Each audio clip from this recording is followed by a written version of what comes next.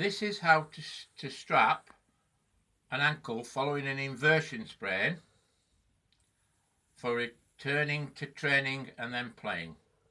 We're going to use zinc oxide tape, and zinc oxide tape does not stretch.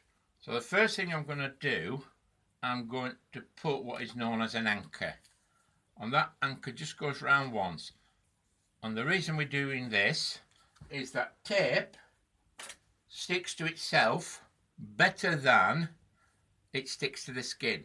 So can you hold your foot there and just turn it out like that, and now I want you to turn it in and keep it there in that position. So I start on the inside because we're trying to prep the outside, and I put this tape on like so, and I've prepared this tape the right length like so. So that's one piece on like that, and then we overlap by about half, and we do exactly the same.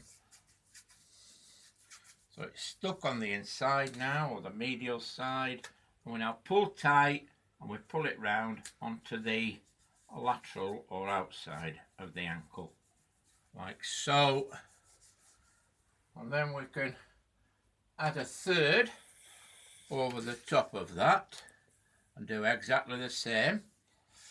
And this footballer is doing really well, is that he's kept his foot in exactly the position that I want.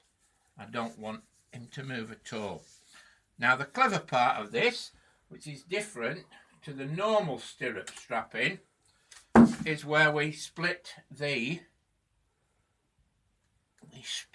tape. So on this side, I'm just going to split it down the middle like so, and then I pull it across like that. Now that uses a vector principle, so the resultant force there at the end of the tear is twice what it would be if the tape was straight. And once again we will use the last piece that I prepared and do exactly the same, but this time we're not going to tear it quite as far, and we'll just have it like so. Okay, so now we're going to use, this is zinc oxide tape again, which is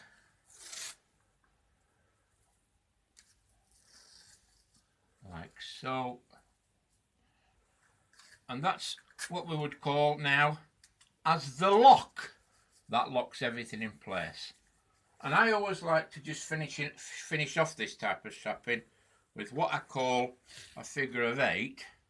I'm going to go from there like that, round his heel, back up over there.